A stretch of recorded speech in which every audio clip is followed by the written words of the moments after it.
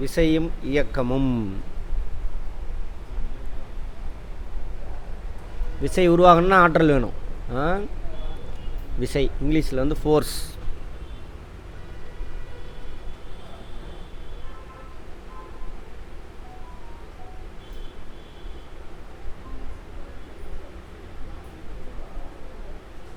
இயக்கம்னா motion.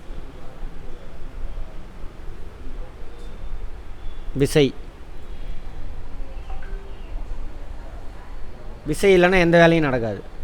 விசைக்கான ஆற்றல் வேணும். விசையில் ரெண்டு சொல்லலாம். உந்து விசை,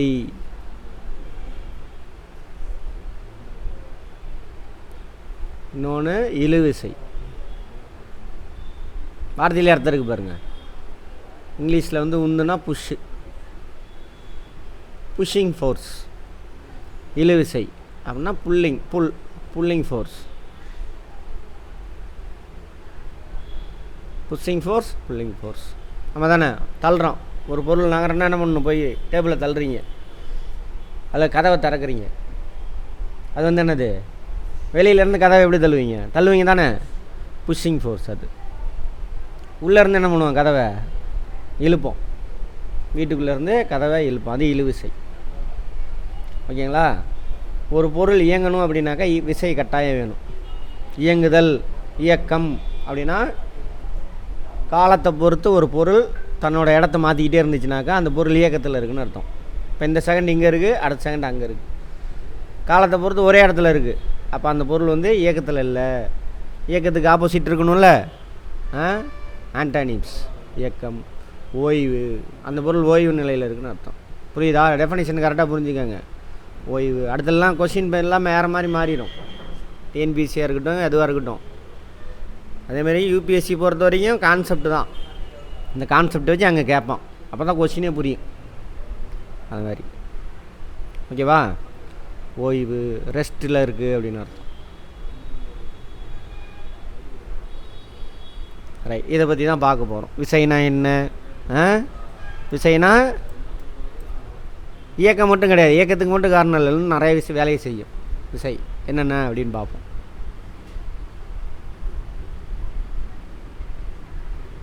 இதெல்லாம் நான் சொன்ன கதையெல்லாம் இருக்கும். 6வது புக்கில் இருக்குது. 6, 7, 8, 9, 10 5 லெசன்லேயும் 5 ஸ்டாண்டர்ட்லேயுமே இருக்குது. சரியா? எல்லாத்தையும் பார்ப்போம். எல்லாம் படித்து பார்த்துக்கோங்க. குழந்தைங்களுக்காக 6வது குழந்தைங்களுக்காக போட்டிருப்பாங்க. எப்படி போகிறான்? விசை கொடுக்குறோம். சரியா? இதை புரிஞ்சுக்கிறோம். பிடிச்சிட்டு என்ன பண்ணுறோம்? இதை தள்ளுறோம், புஷ் பண்ணுறோம். அப்போ கப்பல் அந்த பக்கம் போகுது. அந்த மாதிரி. அதே மாதிரி இந்த புக்கு என்ன ஆகுது? அங்கே ஓய்வு நிலையில் இருக்குது. இந்த படகு விசை கொடுக்குறான். ஸோ இயக்க நிலையில் இருக்குது. இந்த பொண்ணு ஆடிட்டு இருக்கா. இது வந்து என்னது? இயக்க நிலையில் இருக்குது. அந்த மாதிரி.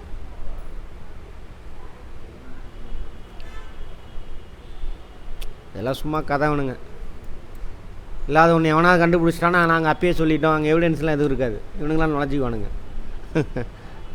ஆரியப்பட்டா.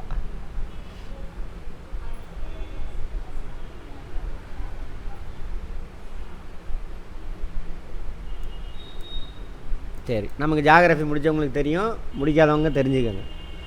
பூமி எப்படி சார் சுற்றுதுன்னா மேற்கிலிருந்து கிழக்கு நோக்கி சுற்றுது. தற்சுழற்சி, ரொட்டேஷன். இப்படி தான் சுற்றுது. அப்போ சுற்றும் பொழுது மேலே இருக்கு இல்லையா விண்பொருட்கள், அதில் எந்த பக்கம் இருந்து வரும்? இது இப்படி போகுதுன்னா அந்த பக்கம் இருந்து இப்படி வர மாதிரி இருக்கும். சூரியனாக இருக்கட்டும், நிலவாக இருக்கட்டும், எல்லாம் எந்த பக்கத்துலேருந்து வரும்? கிழக்குலேருந்து உதிச்சு வர மாதிரி இருக்கும். எதனால்? பூமி மேற்குலேருந்து சுற்றுறாங்க. அது ஆரியப்பட்ட அப்பயே சொல்லிட்டாரு அப்படின்னு சொல்கிறானுங்க. சரி, இருக்கட்டும்.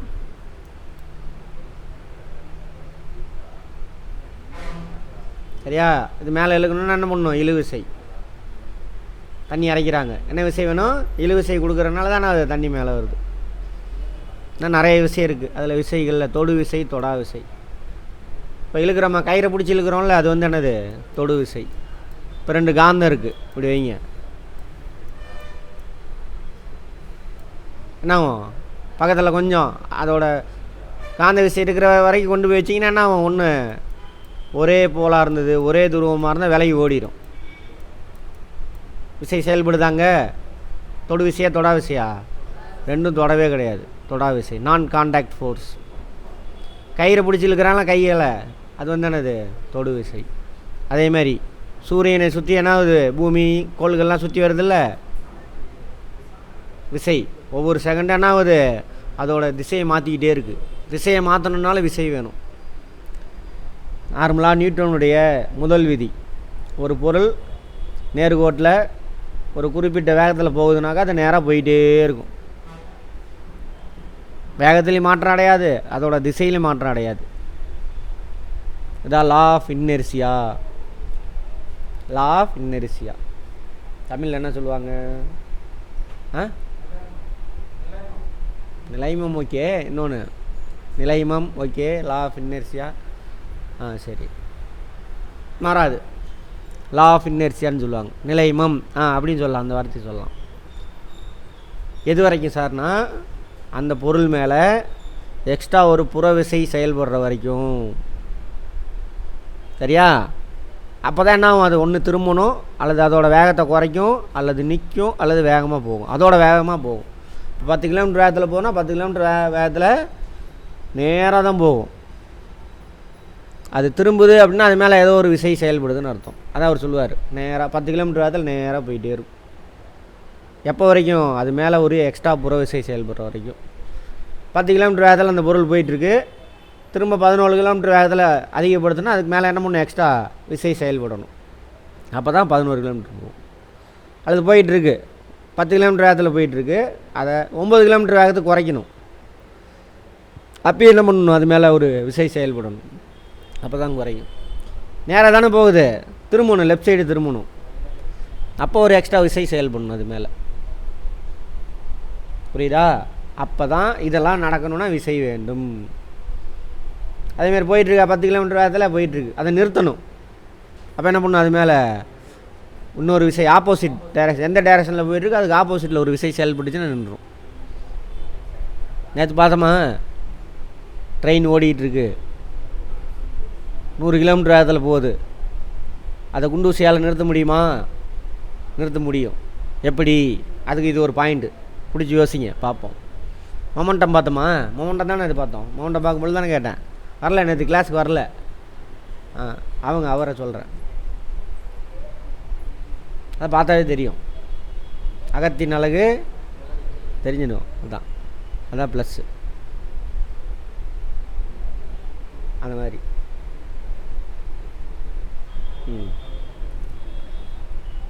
அது எல்லாத்துக்கும் விசை தேவை. ஓகேவா? இப்போ பூமி இருக்கா, பூமி நேராக போயிட்டுருக்கு, சூரியன் நேராக போயிட்டுருக்கு, சூரியனுமே சுற்றி தான் வந்துக்கிட்டு இருக்குது. ஜாகிரஃபியில் பார்ப்போம், சூரியனுமே ஏதாவது சுற்றி வந்துக்கிட்டு இருக்கு. நம்ம பால்வெளி அண்டத்தில் மையத்தை நோக்கி சுற்றி வந்துக்கிட்டே இருக்குது, மையத்தை வச்சு சுற்றி வருது. ஓகேவா? ரைட்.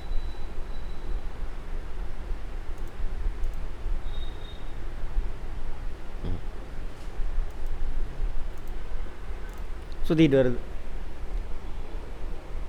அப்போ சூரியனை மையமாக வச்சு பூமி சுற்றிட்டு வருது. நேராக தானே போகணும். அப்போ சூரியனை சுற்றிட்டு வருது. அப்போ என்ன ஆகுது, ஒவ்வொரு செகண்டும் அதோட டைரக்ஷனை மாற்றிக்கிட்டே இருக்குது. அப்போ மாற்றணுன்னா அதுக்கு எங்கேருந்து விசை கிடைக்கும்? சூரியன்லேருந்து ஒரு விசை கிடைக்கிது, ஈர்ப்பு விசை, கிராவிட்டி. அதனால தான் பூமி ஒவ்வொரு செகண்டும் தன்னோட திசையை மாற்றிக்கிட்டு சூரியனை சுற்றிக்கிட்டு வருது. சொன்னால அப்போ நியூட்டனுடைய முதல் விதிப்படி என்னாச்சு, ஒரு பொருள் தன்னுடைய நேர்கோட்டு இயக்கத்திலேருந்து திசையை மாற்றுதுன்னா அது மேலே விசை செயல்படுதுன்னு அர்த்தம். அப்போ சூரியன்லேருந்து ஒரு விசை பூமி மேலே செயல்படுது. இந்த மெதுவாக அந்த விசை தொடு விசையா தொடா விசையா? தொடா விசை, நான் காண்டாக்ட் ஃபோர்ஸ். அதே மாதிரி தான் அணு பார்த்துருப்போம். அணுவோட மையத்தில் யார் இருக்கா? Proton, positive energy. சரியா? சுற்றிலும் யார் சுற்றிக்கிட்டு வரா? இந்த விதிப்படி அதுவும் பொருள் தானே, எலக்ட்ரானும் நேராக தானே போகணும். ஏன்? அணு கருவை நோக்கி சுற்றிக்கிட்டே இருக்குது. அந்த புரோட்டானுக்கிட்ட இருந்து அது மேலே ஒரு விசை செயல்படுது. அதுதான் எப்படி சூரியன்கிட்டேருந்து பூமி மேலே ஒரு விசை செயல்படுதோ அது மாதிரி புரோட்டான்கிட்டேருந்து ஒரு விசை செயல்படுது. எது மேலே? எலக்ட்ரான்கிட்ட. தொடு விசையா தொடா விசையா? தொடா விசை. ஓகேவா? இதெல்லாம் தொடா விசைக்கு எடுத்துக்காட்டு. கையை பிடிச்சி இழுக்கிறோம், தொடு விசை. இந்த டேபிளை தள்ளுறேன், தொடு விசை. சரியா? விசை கொடுக்கக்கூடிய பொருளும் அந்த விசையை ஏற்றுக்கக்கூடிய பொருளும் ஒன்றுக்கு ஒன்று தொட்டு கொண்டால் அது பேர் என்னது? தொடு விசை. தொடாமையே நடக்குது அப்படின்னா என்ன அர்த்தம்? தொடா விசை. ஓகேவா? அவ்வளோதான். போய் பாருங்கள், படிங்க.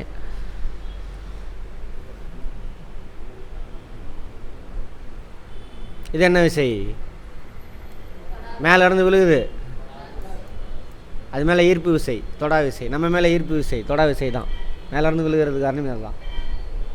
அதேமாதிரி பனை மட்டை விழுந்து, தென்னை மட்டை விழுந்து, தென்னங்காய் விழுந்து வெட்டி விட்டு விழுகிறது வேறு. கீழே நின்றுக்கிட்டு இருக்கான், வெட்டி விட்டு தலையில் விழுகிறது வேறு. அதுவாக காஞ்சது தென்னங்காய் கீழே அதுவாக விழுந்து எவனா செத்து பார்த்துருக்கீங்களா? இருக்காது. ஏன்னாக்கா இப்போது இங்கே ஒரு மனுஷன் நிற்கிறான்னு வச்சுக்கோங்க.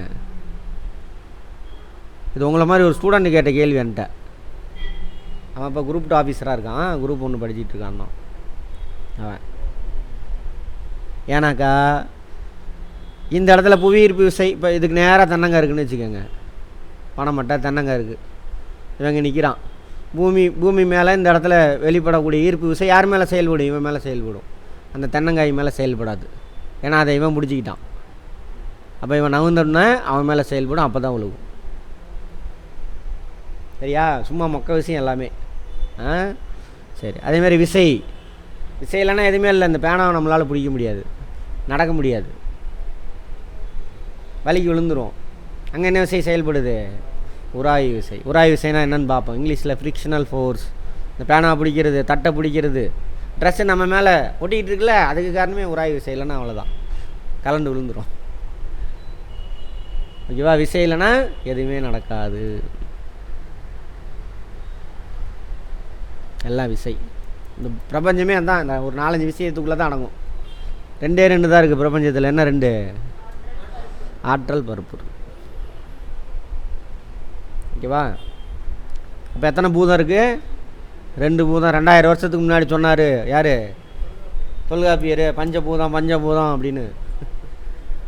அதுக்கப்புறம் அறிவே வளரலையா? எவ்வளோ விஷயம் கண்டுபிடிச்சிருக்கான் தொல்காப்பியர். நம்மால் தான். ஓகே, அதுலேருந்து மறைவு வரணும். அவரே ஏற்றுக்க மாட்டார். ஏண்டா நான் 2000 வருஷத்துக்கு முன்னாடி கண்டுபிடிச்சி வச்சுக்கிட்டு இன்றைக்கி இந்த ஏதோ ஒரு இது வந்துச்சுல்ல, ஒரு படம், டைம் ட்ராவல் ஆகி போகிறதுன்னு ஒரு இவர் வருவார்.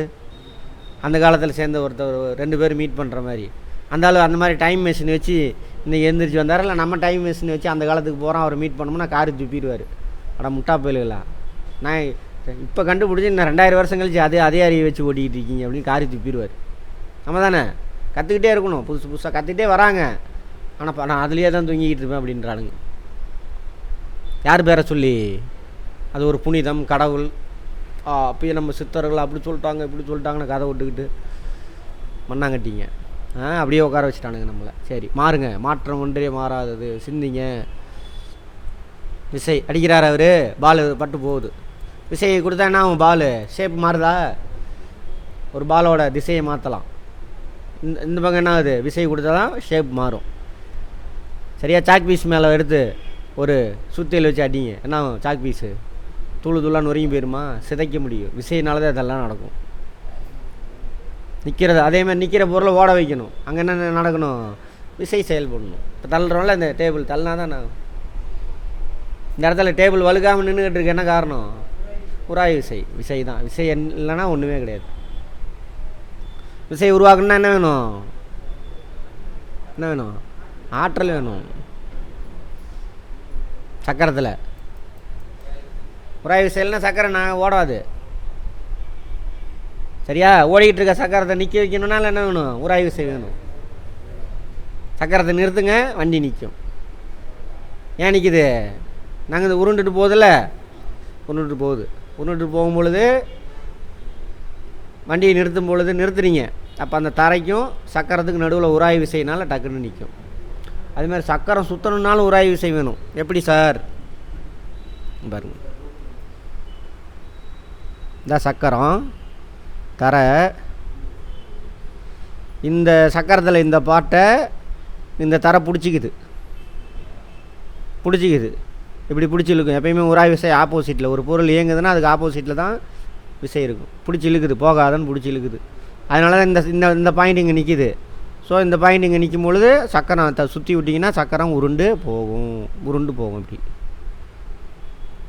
அப்போ 2 பாயிண்ட்டுக்கு நடுவில் இங்கே வளவலன்னு ஏதாவது ஊற்றி விட்டீங்க, சேறு சகதியமாக இருக்குது, உராய்வு விசை இருக்காது, சக்கரை என்ன ஆகும், அங்கேயே தான் சுற்றும்.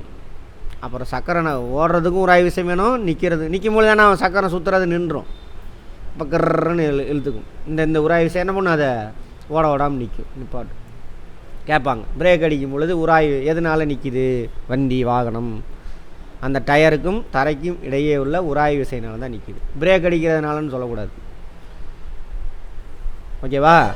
அதேமாரி நேராக போயிட்டுருக்கிறது லெஃப்ட் சைடில் திரும்புதில் வாகனம், அங்கே எந்த விசைனால வாகனம் திரும்புது லெஃப்ட் சைடில், நீ கையில் திருப்புற அது ஒரு விசை, புஷ் பண்ணுற திரும்புது, ஓகே. லெஃப்ட் சைடில் திரும்பினா ரைட் ஹேண்டு புஷ் பண்ணுவேன், ஓகே. தர வளவலன்னு இருந்துச்சுன்னு வச்சுக்கோங்க, வலிக்கு விழுந்துருவேன். மழை பெஞ்ச காலத்தில் ரோடு அல்லது உன் டயரு வளவளப்பாக இருக்குது, ரோடு வளவளப்பாக இருக்குது, நல்லா நைஸாக இருக்குதுன்னு வச்சுக்கோங்க, அப்போ திருப்புங்க பார்ப்போம், என்னாகும், வலிக்கு விழுந்துடுவேன். அப்போது வண்டியில் போயிட்டுருக்க வாகனம் வண்டி திரும்புதுனாக்கா என்ன விசைனால வண்டி திரும்புது, அந்த டயருக்கும்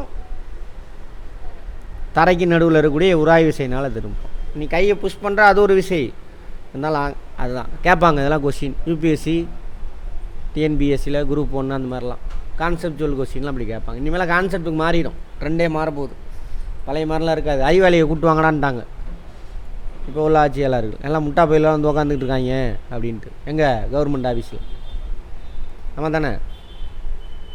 அடுத்தது இப்போ நம்ம பேசுனது எல்லாத்தையும் சொல்லியிருக்கோம். நான் சொன்ன கதையே போதும், அந்த கதையை வச்சே நீங்கள் எழுதிக்கலாம், படிக்கவே தேவையில்லை. உட்காந்து இல்லை நான் படிப்பேன் சார், மனப்பாட வார்த்தையை மந்திரம் ஓதுவேன் சார்னா போய் ஓதுங்க, எனக்கு ஒன்றும் கவலை இல்லை. ஆமாம். பொருளை ஓய்வு நிலையிலிருந்து இயக்க நிலைக்கோ அல்லது இயக்க நிலையிலிருந்து ஓய்வு நிலைக்கோ மாற்றும், ஓகேவா? இப்போ நான் சொன்னேன்ல, ஓடிக்கிட்டு இருக்கிறத நிற்க வைக்க, நின்றுக்கிட்டு இருக்கிறத ஓட வைக்கணும், அதுக்கு என்ன வேணும், விசை வேணும். இயங்கும் பொருளின் வேகம் திசை அல்லது இரண்டையும் மாற்றும், யார், விசை வேணும். விசை இல்லைன்னா அங்கே நடக்காது. எங்கே நடக்குது அந்த விசை, யோசிக்கணும், யோசித்து தான் செயல்படும். வலிக்கு விழுதுன்னு தெரியும், ஏன் விழுதுன்னு தெரியாது. உராய் விசையை கட்டுப்படுத்தக்கூடிய காரணி வளவளப்பாக இருந்தது, 2 பொருள் டச் ஆகுது, அந்த 2 பரப்பும் எப்படி இருக்குது, வளவளப்பாக இருந்தது, அது மேடு பள்ளமாக இல்லை அப்படின்னாக்கா வளவளப்பாக இருக்குது, அது சமமாக இருக்குதுன்னு அர்த்தம், நைஸாக இருக்குதுன்னு அர்த்தம். அதுக்கு மாலிகுல் இருக்குல்ல, அது மேடு பள்ளம் இல்லாமல் ஒரே சீராக இருந்தது அப்படின்னா அது வளவளப்பாக இருக்குன்னு அர்த்தம். அங்கே உராய் விசை குறைஞ்சிரும், இருக்காது, அதனால தான் வலிக்கு விழுகிறோம். தண்ணி ஊற்றி இருக்கும்பொழுது தானே அது தண்ணி வளவளப்பான பொருள் தானே, காலை வைக்கிறோம், தர வளவளப்பாக இருக்கணும், தர சொரசொரப்பாக இருந்தால் அது அந்த ஓட்டையில் போய் உக்காந்துக்கும், ஸோ வழுக்காது. சரியா? பளிங்குக்கல்லில் பார்ட்டிகல்ஸ் ரொம்ப நைஸாக சமன்படுத்தப்பட்டிருக்கும், மேடு பள்ளம் இருக்காது, தண்ணியை ஊற்றி விட்ருக்கோம். ஏன் பளிங்குக்கல்லே இப்போ எல்லாம் மாடர்ன் இதெல்லாம் என்ன ஆகுது, அந்த கண்ணாடி பளிங்குக்கல் மாதிரி வந்துருச்சுல்ல டைல்ஸ்லாம், ஆமாம், அதில் இப்போ பிளாஸ்டிக் அந்த மைக்கு அதெல்லாம் சேர்ந்து அந்த மாதிரி ஒரு ப்ராசஸ்க்கு பண்ணி கொண்டு வரானுங்க. நல்ல பெரிய பெரிய மாலுக்கெல்லாம் போனால் ஓட முடியாது வேகமாக, நடக்கிறதே என்ன ஒன்றும் பயந்து தான் நடக்கணும். ஏன், ரொம்ப சைனிங், மேடு பள்ளம் இல்லாமல் அந்த மாதிரி உருவாக்கிட்டான். மேடு பள்ளம் இல்லை அப்படின்னா வலிக்கு விழுந்துருவோம். மேடு பள்ளம்னா பார்ட்டிகல்ஸ் பிட்வீன் பார்ட்டிகல்ஸ் சொல்கிறேன், தெரியாது நமக்கு வெளியில், அதான் அது மாதிரி பொருளின் வடிவத்தில் மாற்றத்தை ஏற்படுத்தும். அந்த பார்த்தோம்ல விஷயபால நசுக்கிறான், ஏற்படுத்தலாம் ஏற்படுத்தாமல் இருக்கலாம், ஓகேவா? அடுத்தது பொருள் என்ன பண்ணும், சிதைக்கும். இதெல்லாம் பாருங்க 3 லைனில் சொல்லிட்டான் இவ்வளோ விஷயத்தை. அப்போ நம்மளை சுற்றிலும் எல்லா வேலையும் நடக்குதுன்னா யாருனால தான் நடக்குது, விசைனால். விசையுடைய பல்வேறு டைமென்ஷன் தான் எல்லாமே பார்க்க போகிறோம். சரியா? விசையோட இன்னொரு டைமென்ஷன் என்ன, அழுத்தம். ஆமாவா? அழுத்தம்னா என்ன அர்த்தம், விசை எவ்வளோ பரப்பில் செயல்படுது அப்படின்னு பார்த்தா அதுதானே அது அழுத்தம். விசை செயல்படக்கூடிய பரப்பு அதிகமாக அழுத்தம் என்னாகும், குறையும். பரப்பு குறைய குறைய அழுத்தம், விசை தான் எல்லாமே. விசைக்கு காரணமாக யார் இருப்பா, ஆற்றல். இதெல்லாம் நடக்கலாம். இப்போ நான் சொன்னேன்ல, பொருளோட நிலை மாற்றம். அந்த ஒரு வார்த்தையில் இவ்வளோ அர்த்தம் இருக்குது. பொருளோட நிலையை மாற்றுறது. நிலை மாற்றன்ற வார்த்தைக்கு அர்த்தம் பாருங்கள், change of state of a matter.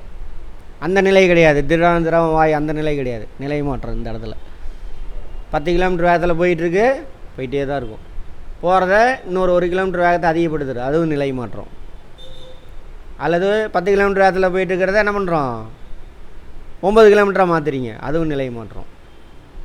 10 kilometre வேகத்தில் போயிட்டே இருக்குது, அப்படியே திசையை மாற்றுறீங்க, அதுவும் நிலை மாற்றம். திசையோடு சேர்ந்து என்ன பண்ணலாம், அங்கே சொல்லியிருக்கான், வேகத்தையும் அதிகப்படுத்தலாம். அதேமாதிரி 10 கிலோமீட்டர் வேகத்தில் போயிட்டு இருக்கிற என்ன பண்ணுறீங்க, சடனாக நிறுத்துறீங்க. எல்லாம் இந்த ப்ராசஸ் எல்லாமே நிலை மாற்றம். ஒரே வார்த்தையில் சொல்லிடலாம். அதுக்கெல்லாம் என்ன வேணும், ஒரு பொருளோட நிலை மாற்றத்துக்கு தேவையானது எது, விசை. ஓகேவா? அதெல்லாம் நடக்கலாம், நடக்காமலும் இருக்கலாம். இப்போ நான் என்ன பண்ணுறேன், இந்த செவரை போய் தள்ளுறேன், செவரு நகருமா? அப்போ நான் விசை கொடுக்கலன்னு அர்த்தமா? நடக்காமலும் இருக்கலாம். சரியா?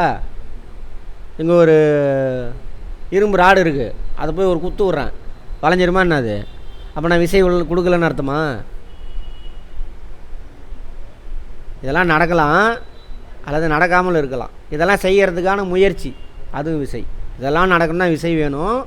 ஆனால் விசை கொடுத்தா இதெல்லாம் நடக்கணும்னு அவசியம் இல்லை. அப்போ நீ போதுமான விசை கொடுக்கலன்னு அர்த்தம். விசை கொடுக்கல, பத்தலை, ஆனால் இன்னும் பார்ப்போம். அதே ஒரு புல்டோசர் கொண்டு வந்து இது இடுறா அந்த செவரு அப்படின்னா என்ன பண்ணுவான், அதை இப்படி தள்ளி விட்டு விடு, யானை மாதிரி தள்ளி விட்டு போயிடும். அதுக்கிட்ட போதுமான விசை இருக்குது, அதை இடிக்கிற அளவுக்கு. எனக்கிட்ட இல்லை. சுத்தியில் எடுத்துகிட்டு அடித்தோம்னா, அதே கையால் தான் குத்துனேன், பத்தலை. இப்போ சுத்தியில் எடுத்து அடிக்கிறேன், வளையுமா? மொமெண்டம். மொமெண்டம் என்னது, மாஸ் இன்ட்டு வெலாசிட்டி. என் கையில் மாஸ் கம்மி, சுத்தியில் வந்தோன்னா அதில் மாஸ் அதிகமாகிடுச்சு, அதிகமாக இருக்குது. அதே விசை தான் கொடுக்குறேன், சுத்தியில் வச்சு மாஸ் இன்க்ரீஸ் ஆனதுனால என்ன ஆகும், மொமெண்ட் அதிகமாக வளைஞ்சிக்கும். சரியா? Simple matter. அது பெருசாகி ஆக ஓக ஃபிசிக்ஸ்னால் அதரான்னு கதை விட்டு வச்சுருக்கானுங்க, நம்மளை சுற்றியில் நடக்கிறது. சரியா? அப்படி தானே. எனக்கு சயின்ஸு சார், சயின்ஸ் வராது சார், சயின்ஸ் படித்தவன் நம்ம பயங்கர அறிவாளிடா அப்படின்னு உட்காந்துக்குவோம். மொக்க விஷயம் அது, நான் மட்டும்தான் அறிவாளி அப்படின்னு அப்படி சொல்கிறேன். எல்லாம் எங்கே நடக்குது, நம்மளை சுற்றியில் நடக்கிறது. அவ்வளோதான், முடிஞ்சிச்சு. இந்த பாடமே முடிஞ்சிச்சு. 10வது வரைக்கும் இருக்கும். விசையை பற்றி எல்லாம் முடிச்சிட்டேன். பார்ப்போம் அதோட நுணுக்கம்லாம் கடைசி வரைக்கும் திரும்ப திரும்ப சொல்லுவேன், ஏன்னா திரும்ப திரும்ப அங்கே இருக்குது. ஓகேவா? ரைட். அடுத்தது இயக்கம். ஒரு பொருள் இயங்கணுன்னா என்ன வேணும், ஒரு பொருள் இயக்கத்தில் இருக்குது அப்படின்னா என்ன அர்த்தம், காலத்தை பொறுத்து ஒரு பொருள் தன்னோட இடத்த மாற்றிக்கிட்டே இருந்தால் அது இயக்கத்தில் இருக்குது. இந்த லைட் இயக்கத்தில் இருக்கா, இந்த ஃபேனு ஆஃபில் இருக்குது, அந்த ஃபேனு அதோட ரெக்கை, இதோட ரெக்கை என்ன பண்ணுது, இடத்த மாற்றிக்கிட்டே இருக்குது அந்த ஒவ்வொரு ரெக்கையும். சரியா? அந்த பைக்கில் ஒருத்தன் போயிட்டுருக்குறான் நேராக, இயக்கமா இல்லையா? அதெல்லாம் இப்போ நம்ம பூமி இயக்கத்தில் இருக்கா இல்லையா? எங்கே தானே சுற்றுது, அது ஒரு இயக்கம். அப்புறம் சூரியனை சுற்றிட்டு வருது, இயக்கத்தில் இருக்குது. அது கூட சேர்ந்து நம்மளும் சுற்றிக்கிட்டு தான் இருக்கோம், பூமியோட சேர்ந்து சுற்றுறோம். பூமி எங்கே சுற்றுது, சூரியனை சுற்றி, அதுவும் சுற்றிக்கிட்டு தான் வந்துக்கிட்டு இருக்கோம். பூமி என்ன பண்ணுது, அப்புறம் சூரியனோட சேர்ந்து அப்படியே மூவ் ஆகிட்டே இருக்குது. பார்த்துருப்போம் ஜாகிரஃபியில். சூரியன் ஒரு இடத்துல நிற்கலை, அது பல ஆயிரம் கிலோமீட்டர் வேகத்தில் ஓடிக்கிட்டு இருக்குது. அதை சுற்றிலும் பூமியிலையும் எல்லா கோளும் சுற்றிட்டு போயிட்டுருக்கு. ஜாகிரஃபியில் பார்த்துமா? ஆமாம், ரைட். அவ்வளோதான்.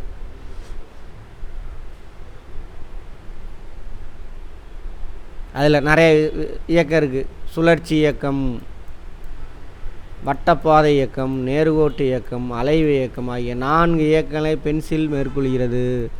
எங்கே பென்சில், எங்கேயா? Right, okay. செயல் பார்ப்போம். சாந்தி ஒரு பென்சிலை எடுத்துக்கொண்டு அதை கூராக்கியால் கூர்மைப்படுத்தி கொண்டால், கூராக்கினா இது ஷார்ப்னர். நல்லா இருக்கு பாருங்கள், பார்த்தோன்னே புரியுது. அதுதான் தாய்மொழி. கூறு பண்ணுறது. கூறு பண்ணால் என்ன ஆகும், ஏரியா குறையுமா? எது கூர் பண்ணி எழுதுகிறோம்?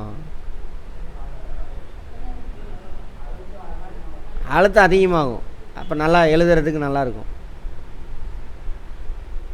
அப்படியே மழுங்கிருச்சு, பரப்பு அதிகமாகிருச்சு, அப்போ அழுத்தானா குறையும். எழுதுறதே கஷ்டப்பட்டு எழுதணும், அழுத்தி எழுதணும், அப்போ தான் எழுதும். புரிஞ்சுதா? அங்கேயும் என்ன இருக்குது? அழுத்த விஷயம்லாம் இருக்குது. எங்கேயாவது அப்ளை பண்ணியிருக்கோம் இந்த மாதிரி? வாய்ப்பே இல்லை. அப்ளை பண்ணாக்கா நம்மலாம் என்றைக்கும் மனுஷனாயிடுவோம். சார் அப்போ இப்போ சார் நம்ம இந்தியன் சரியா? சரி, அடுத்தது கவராயத்தையும். இதுக்கு பேர் நம்ம இங்கிலீஷில் நம்ம கேம்பஸ். கவராயத்தையும் பென்சிலையும் பயன்படுத்தி ஒரு வெள்ளைத்தாளில் ஒரு வட்டம் வரைந்தால், பிறகு அளவுகோலை பயன்படுத்தி வெவ்வேறு தாளில் நேர்கோடு வரைந்தால், நேர்கோடு ஒரு அளவுகோல்னால் ஸ்கேலு, அது வரைந்தால், தனது விரல்களுக்கு இடையில் பென்சிலை வைத்து முன்னும் பின்னும் அசைத்தால். சரி, இந்த 4 செயல்களிலும் பென்சிலின் இயக்கத்தை கவனி. முதல் செயலில் பென்சில் அதன் அச்சை பொறுத்து சுழல்கிறது. எதில்? பென்சில் சீவரால அதோட அச்சினை பொறுத்து தெரியுமா? அச்சை பொறுத்து. இதுதான் அந்த பென்சில் இப்படி வட்டமாக இருக்குன்னு வச்சுக்கோங்க, இதுதான் மையம், இதுதான் அச்சு. அதை மையமாக வச்சு தான் நான் பென்சிலு சுழலும். நடுவில் கரு இருக்குல்ல, கருப்பாக இருக்கும்ல, கிராஃபைட்டா அது. கிராஃபைட்டை பற்றி நமக்கு என்ன தெரியும்? மின்சாரம் பாயும், மின்சாரத்தை பாய்ச்சக்கூடிய அலோகம். ஒரே அலோகம் இல்லை, அலோகம். அதுவும் ஒரு அலோகம். மின்சாரத்து எதால் ஆனது? கிராஃபைட்டு கார்பனால் ஆனால் அதை தனிமமாக சேர்மமா? இங்கே தான் மாட்டினீங்க. சேர்மம் கிராஃபைட்டு, தனிமம் தனி, கார்பன் மட்டும் தனியாக இருந்தால் தான் இது சரியா? அல்லோட்ரோப்ஸ்ன்னு பார்த்தோமா? சேர்மம். கார்பனால் சேர்மம் இது ஒன்று பார்த்தோம், ஃபுல்லரின்னு பார்த்தோம், டைமண்டு எல்லாம் கார்பன், ஒன்லி கார்பன் ஆட்டம்னால ஃபார்ம் ஆனது. அதோட ஸ்ட்ரக்சர்லாம் பார்த்தோம் கெமிஸ்ட்ரியில், நமக்கு இருக்கா? அடுத்தது இரண்டாவது, இது சுழற்கிறது தன் அச்சை பொருந்தி. அதனால தான் என்ன பண்ணுறான்? சுழற்சி இயக்கம். சுழற்சி, தற்சுழற்சின்னு பார்க்குறோம்ல, பூமி தன்னோட அச்சத்தில் தானே சுற்றுது. இரண்டாவது செயல் பென்சில் வட்டப்பாதையில் இயங்கிறது. ஆமாவா? சுற்றிட்டு வருதா பென்சிலு? சுற்றிட்டு வருது ஒரு புள்ளியை மையமாக வச்சு. இதான் சுழற்சி இயக்கம். பூமி பார்த்தோம்ல, தற்சுழற்சி, தன்னை தானே சுற்றுது, சுழற்சி. பூமி தன்னை தானே சுழற்சி இயக்கம். சூரியனை சுற்றிட்டு வருது, வட்ட இயக்கம், வட்டப்பாதையில் இயங்குகிறது. மூன்றாவது செயலில் வட்டப்பாதையில் இயக்கம். அடுத்தது மூன்றாவது செயலில் பென்சில் என்ன பண்ணுது? நேர்கோட்டில் இயங்குகிறது. எப்படி? ஸ்கேலை வச்சு ஒரு கோடு போடுறாங்களா? நேர்கோட்டில். அது ரோட்டில் ஓடுறான் பாருங்க, ரோட்டில் ஓடுறது 100 மீட்ரு ஓடுறவன் 200 மீட்ரு எப்படி இருக்கும்? சுற்றும், ரவுண்ட் அடிப்பான். 400 மீட்ரு சுற்றி, அதெல்லாம் வட்ட இயக்கம். 100 மீட்ரு 50 மீட்டர்லாம் ஒரே நேர்கோட்டு இயக்கம். நான்காவது செயலில் பென்சிலின் அலைவு இயக்கத்தை மேற்கொள்கிறது. அலைவு போயிட்டு அதே இடத்துக்கு வர்றது அலைவு இயக்கணும். ஆசிலரி மோஷன் அப்படிம்பாங்க. போயிட்டு இந்த சொன்னால இந்த கடிகாரம் மணி அடிக்கலாம், டைன்னு அந்த ஃப்ரெண்ட்ஸ் படத்தில் இருக்கிற கடிகாரம், அதெல்லாம் அலைவு இயக்கம். அது ஊஞ்சல் கட்டி ஆட விடுறது, அதெல்லாம் அலைவு இயக்கம். முன்னாடி போயிட்டு திரும்ப பின்னாடி போகும். அதாவது அலைவு இயக்கம் பாருங்கள். ஒரு மையப்புள்ளி இங்கேருந்து முன்னாடி போகும், திரும்ப அதே இடத்துக்கு வரும். எவ்வளோ தூரம் முன்னாடி போச்சு அதே தூரம் பின்னாடி போகும், திரும்ப ரிட்டன் வரும், இப்படியே போயிட்டு வரும். அது அலைவு இயக்கம். அந்த எந்திர கடிகாரம் இருக்குல்ல, மணி இப்படி கீழே ஆடிட்டு இருக்கலாம், அதெல்லாம் அலைவு இயக்கம். ஊசலாடுறது அலைவு இயக்கம், ஆசிலரி மோஷன். இது rotation motion, circular motion, linear motion இங்கிலீஷில். இது அலைவு இயக்கம், ஆசிலரி மோஷன். காகிதத்தால் செய்யப்பட்ட விமானம், அதுக்கு என்ன பண்ணான்னு போகும், இந்த வண்டு மாதிரி.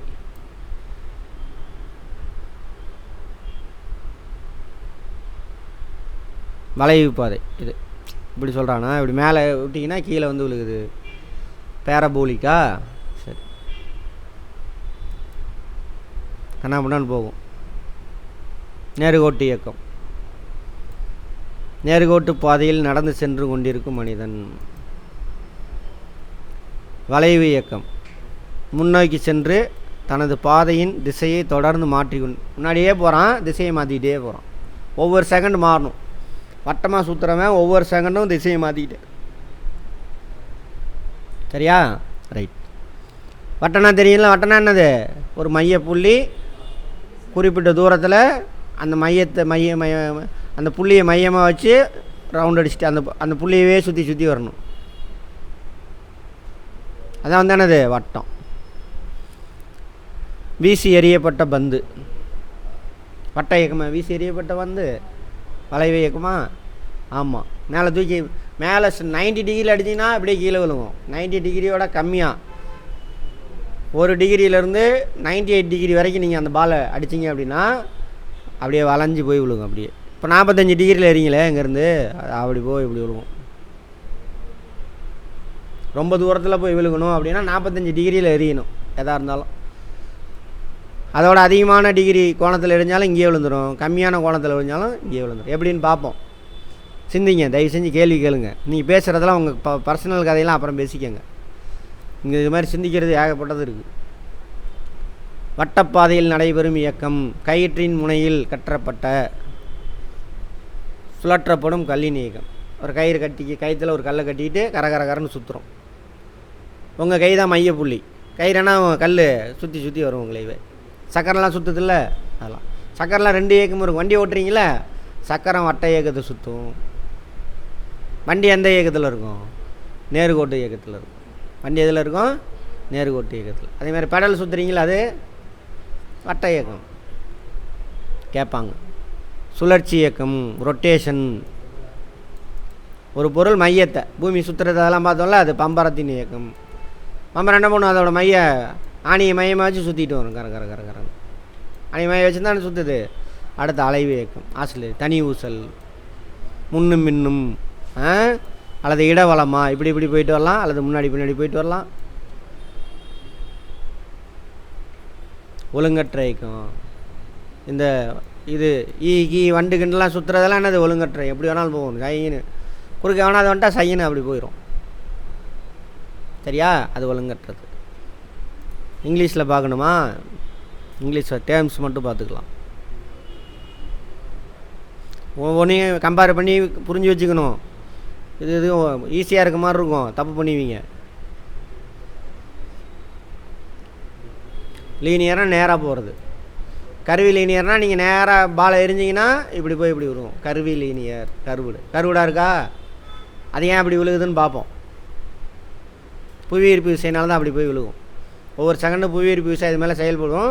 அப்போ அது கொஞ்சம் கொஞ்சமாக கீழே வந்துக்கிட்டே இருக்கும். அதுக்கு பேர் தான் என்ன சார்? Small G. என்னது? புவியீர்ப்பு முடுக்கம்னு பார்த்தோமா? அக்சலரேஷன் டியூ டு கிராவிட்டி பார்ப்போம். இன்னும் பார்ப்போம் அதெல்லாம். அது சர்க்குலர் மோஷன் என்ன? சர்க்கிள். மையப்புள்ளி கோடு சுற்றிட்டு வருது. ஒரு ரொட்டேட்டரி மோஷன். தன்னைத்தானே சுற்றுறது ரொட்டேட்ரி. தனக்குள்ளே மையமாக வச்சு தன்னைத்தானே சுற்றுறது ரொட்டேட்ரி. அடுத்து ஆசிலேட்ரி மோஷன். முன்னாடி பண்ண டூ அண்ட் ப்ரோ. சரியா? பெண்டுலம். அதாவது தனி ஊசல் இருக்குல்ல, அது. Zigzag, irregular zigzag. எது? அந்த வண்டு இதெல்லாம் இருக்குல்ல. அதேமாதிரி பீப்புள், க்ரௌடட்.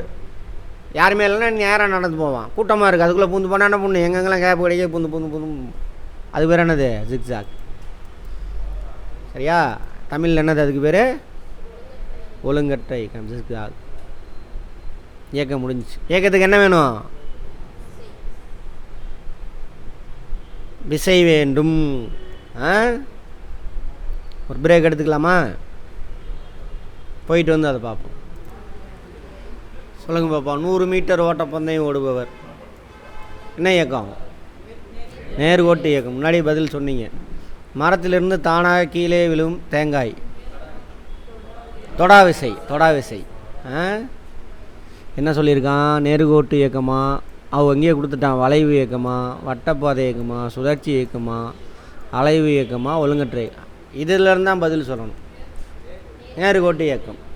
ரைட். அடுத்தது மரத்திலிருந்து போய்வா. நேர்கோட்டு இயக்கம். கேரம் விளையாட்டில் காய்களின் இயக்கம்.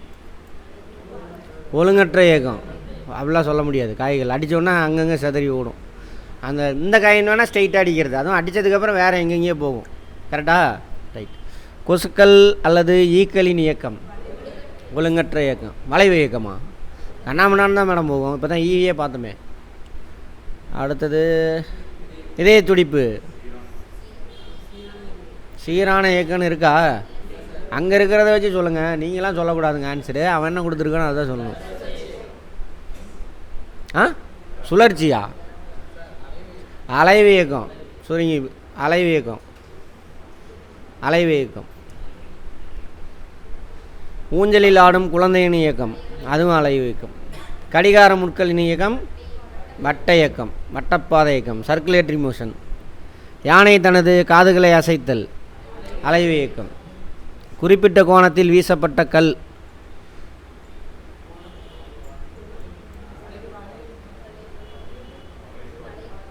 வளைவு பாதை இயக்கம்.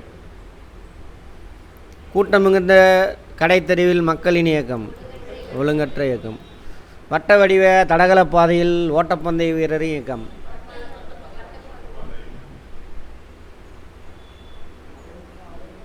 வட்டப்பாதை இயக்கம். வட்ட இயக்கம், வட்டப்பாதை இயக்கம்.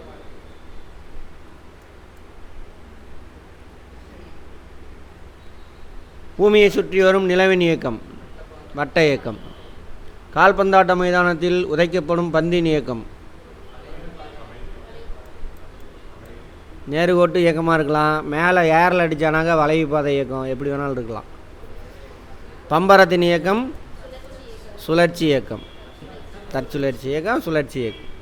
அந்த பொருளுக்குள்ளே அந்த மையத்தை மையமாக வச்சு அந்த பொருள் சுற்றும், அந்த பொருளை தன்னை தானே சுற்றுறது. சரியா? அடுத்தது சூரியனை சுற்றி வரும் பூமி இயக்கம், தற்சுழற்சியா? எப்படிமா? டக்குன்னு முதல்ல கேள்வி வார்த்தையை உள்ளே போகணும், என்ன கேள்வின்னு புரியணும், அப்புறம் ஆன்சர் சொல்லணும். நான் சொல்லியே முடிக்கல, ஆன்சர் சொன்னால் எப்படி வரும்? தப்பாக தான் வரும். சரியா? அவசரப்படாதீங்க. இந்த ஸ்கூல் கதையை தூக்கி எறிங்க. யார் ஃபஸ்ட்டு சொல்கிறாங்க அதெல்லாம் இங்கே வேண்டாம். யார் கரெக்டாக சொல்கிறாங்க பொறுமையாக சொன்னாலும். அடுத்தது தனி ஊசலின் இயக்கம், அலைவு இயக்கம். சறுக்கு பாதையில் சறுக்கி வரும் குழந்தையின் இயக்கம், நேருகோட்டு இயக்கம். சறுக்கு பாதை இப்போலாம் வட்டமாலாம் வேறு இருக்குது, நேராக சறுக்குன்னு வச்சுக்குவோம். நாய் தனது வாளினை ஆட்டுதல், அலைவு இயக்கம். அலைவு இயக்கமா? ஒழுங்கற்ற இயக்கம். இப்படி ஆட்டும் இப்படி ஆட்டும் இப்படி ஆட்டும், எப்படி வேணாலும் ஒழுங்கற்ற இயக்கம். வலைப்பாதையில் செல்லும் வாகனத்தின் இயக்கம், வட்ட இயக்கம். மரம் வெட்டுபவ ரம்பத்தால் மரத்தை அறுத்தல், நேருகோடா? ஆசிலேட்ரி போயிட்டு வருதுல்ல, ஆசிலேட்ரின்ற வளைவு. எங்கே வளைவு? ரம்ப இறக்கும்போது அலைவு. அலைவுனா ஓகே. நீர் அலைகளின் இயக்கம், அதுவும் அலைவு தான், மேலே போயிட்டு கீழே இறங்கும். மருத்துவர் பயன்படுத்தும் ஊசியில் உள்ள பிஸ்டனின் இயக்கம், பிஸ்டன்னா தெரியல, அது தான் அழுத்தம், நேருகோட்டு இயக்கம். பந்தின் இயக்கம், எங்கடா பந்து? எந்த இதில் சொல்கிற பந்துனா? நேருகோட்டு இயக்கம் போங்க. கால ஒழுங்கு மற்றும் கால ஒழுங்கற்ற. குறிப்பிட்ட பீரியடில் கரெக்டாக நடந்துச்சுன்னா கால ஒழுங்கு. சரியா? இது கால ஒழுங்கற்ற இயக்கம். இங்கிலீஷில் பீரியாடிக், நான் பீரியாடிக். கடிகாரம்லாம் என்னது? பீரியாடிக், கரெக்டாக அந்த டைமில் சுற்றிட்டு வரும்.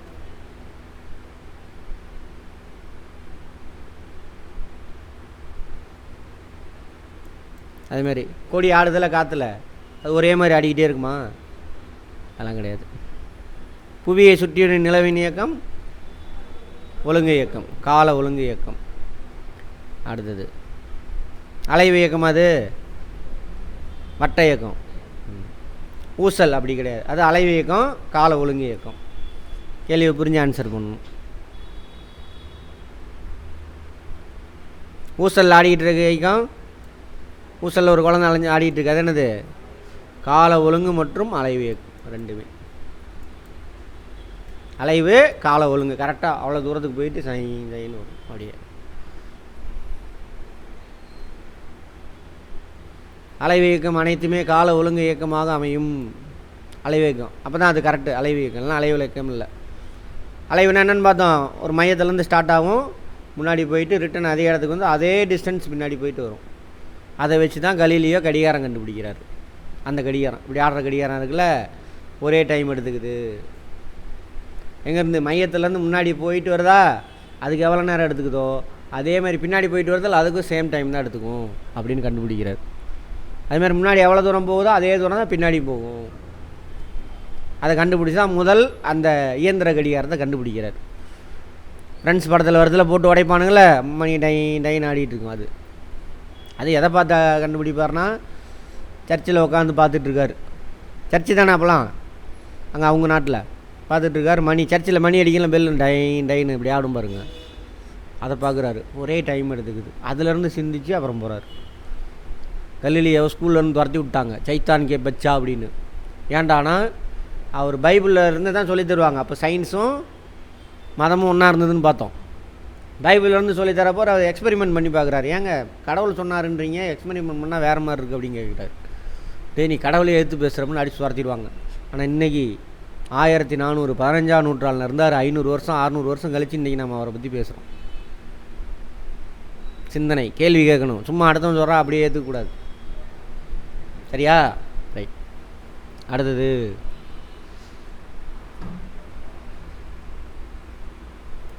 அலைவு இயக்கம்னா எல்லாமே என்னது? கால ஒழுங்கு. ஆனால் கால ஒழுங்கு இயக்கம் அனைத்தும் அலைவு இயக்கம் ஆகாது. அலைவு இயக்கம்னா முன்னாடி போயிட்டு வரணும். அது கட்டாயம் குறிப்பிட்ட பீரியடில் அது செய்யும், நடந்துகிட்டே இருக்கணும். ஓகேவா? நோட் பண்ணிக்கோங்க. வேகமாக மெதுவாக.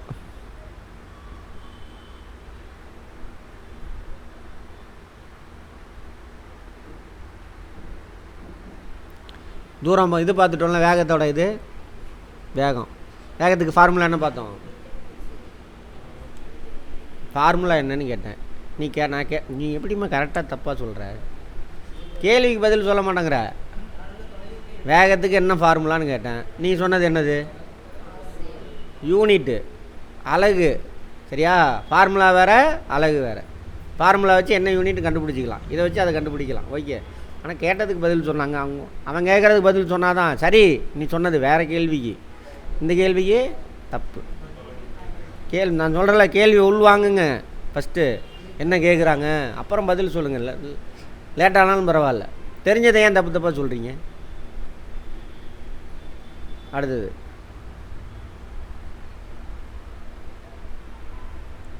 என்னது? ஃபார்முலா. ஃபார்முலா என்னன்னு கேட்டேன். திரும்பவும் மீட்டர் பெர் செகண்ட்னா என்னது சொல்கிறது? அப்போ தான் சொல்லி முடிக்கிறேன் அந்த பொண்ணுக்கு. எல்லோரும் சேர்ந்து ஒரே மாதிரி சொல்கிறீங்க.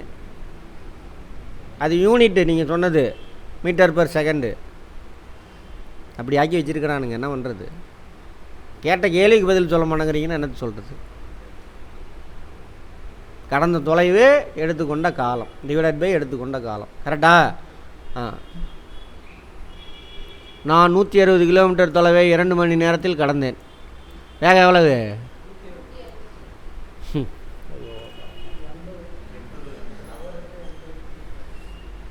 என்னங்க நீங்கள் எப்படி இருக்கீங்க?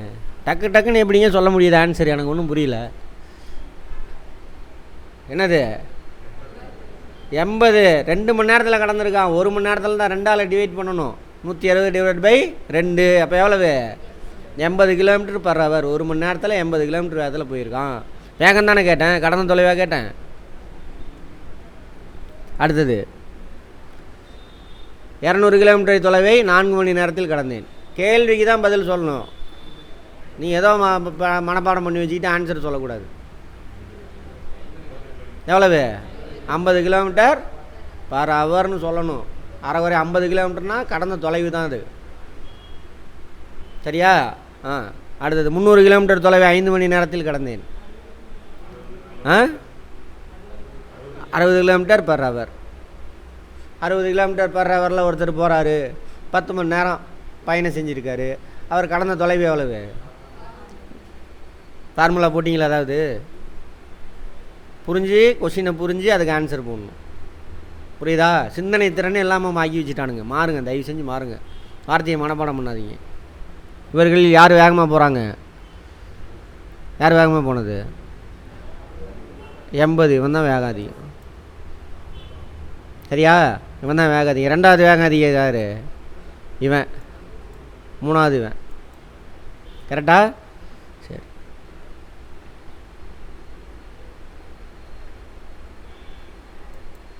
இதெல்லாம் சொல்லிட்டீங்க வேகம். Distance time taker small t தான் போடணும். ஆளோட பேர் தான் சிம்பிள் போட்டால் என்ன பண்ணணும், கேப்ஸில் போடணும் ஸ்மால் டி.